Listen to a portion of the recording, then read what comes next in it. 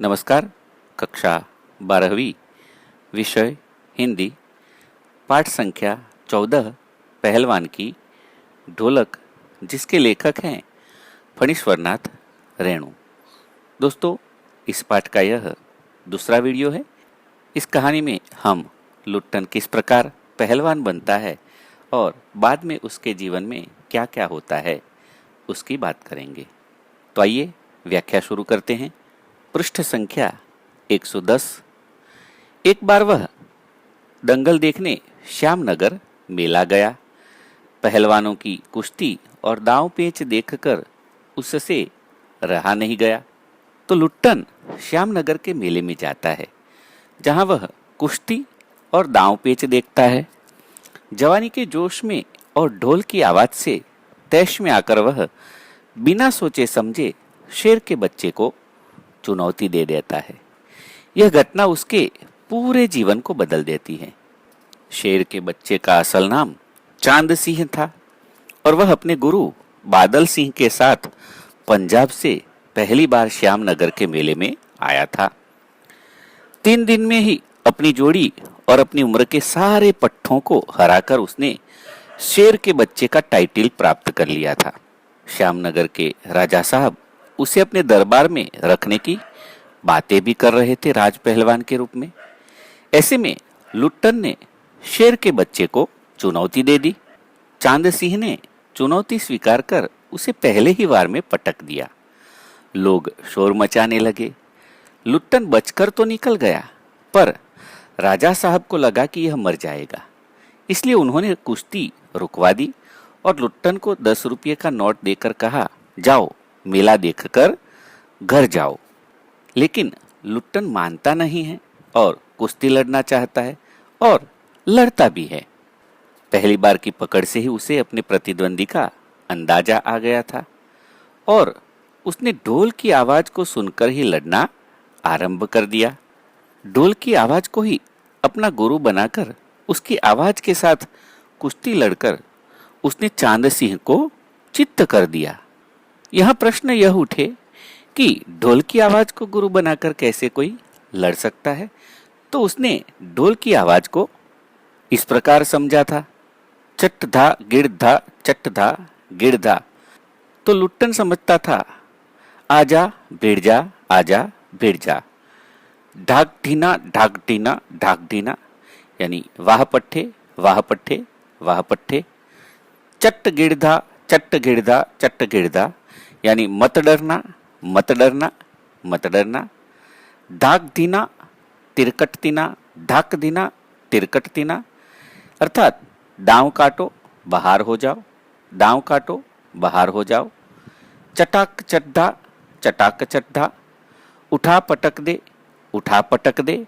इस प्रकार लुट्टन ने ढोलक से उठती आवाज को अपनी तरीके से ही अर्थ लगाकर उस प्रकार कुश्ती लड़ी और विजयी हुआ।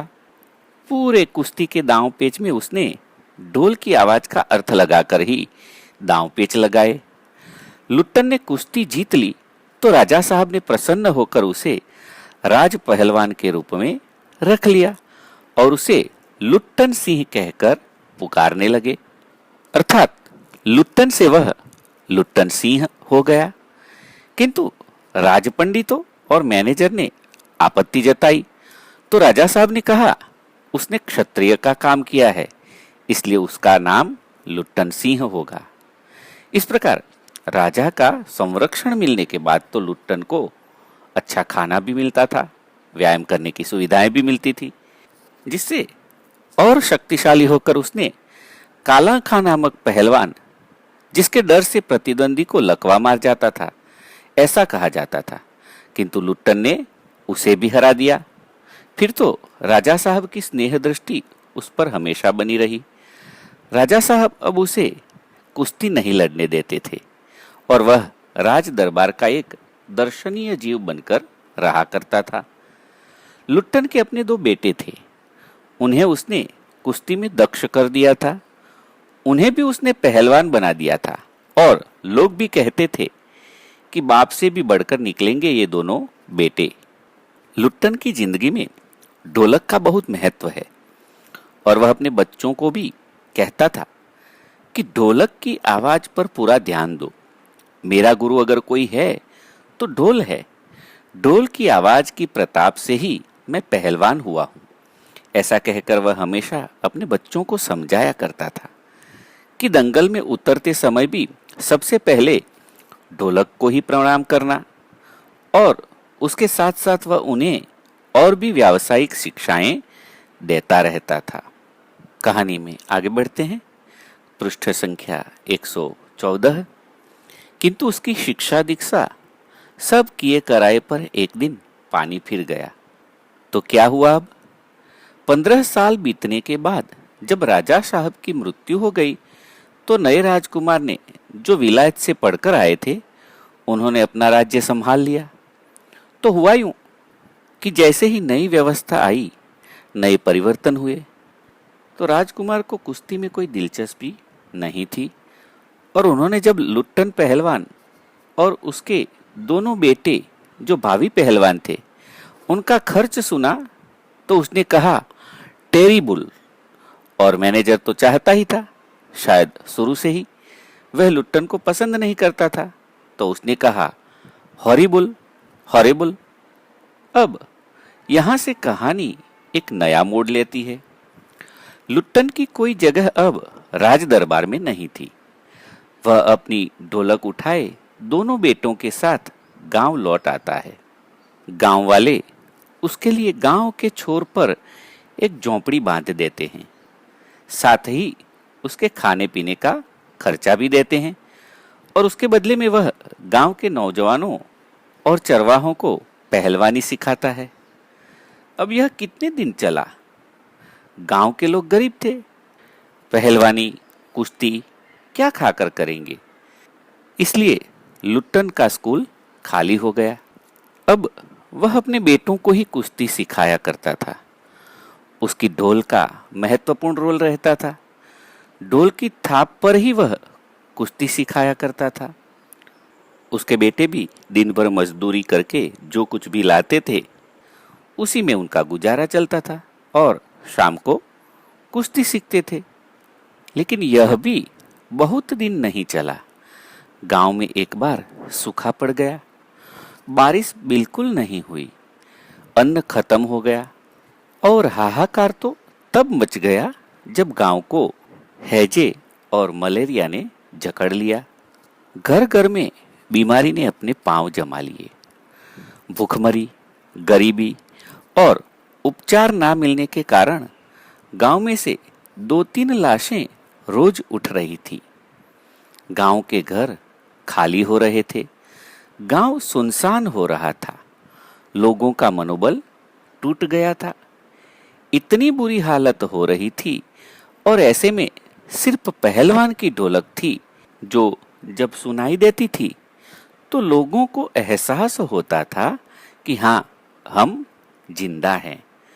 उन्हें जीवित रहने का, उनके लिए संजीवनी का कार्य करती थी पहलवान की ढोलक।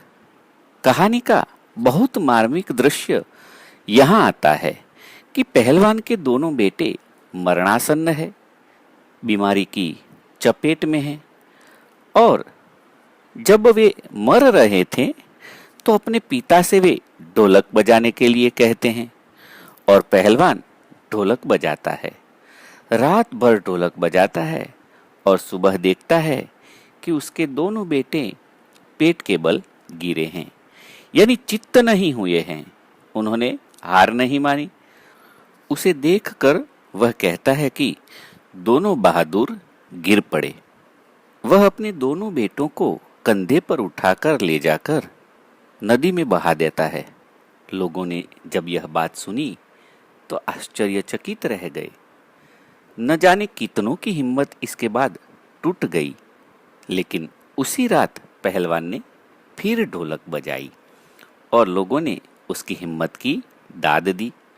इस घटना के 4-5 दिनों बाद एक रात को ढोलक की आवाज नहीं सुनाई दी, तो सुबह उसके कुछ शिष्यों ने जाकर देखा तो उसकी लाश चित्त पड़ी है। चित्त पड़ी है कहने का मतलब यह है कि पहलवान ने बहुत कोशिश की, लेकिन वह भी हार गया और मौत जीत गई। आंसू पोंछते हुए एक शिष्य ने यह कहा कि गुरुजी कहा करते थे कि मैं मर जाऊं तो मुझे चिता पर चित्त नहीं पर पेट के बल सुलाना, और चीता सुलगाने के समय ढोलक बजा देना। वह आगे नहीं बोल पाया। तो इस तरह एक पहलवान जो दूसरों को संजीवनी देता था, दूसरों की हिम्मत बढ़ाता था, अंत समय उसकी हिम्मत टूट गई और वह मौत से हार गया, मौत जीत गई। तो यह थी कहानी पहलवान की ढोलक। नमस्कार, सबका मंगल हो।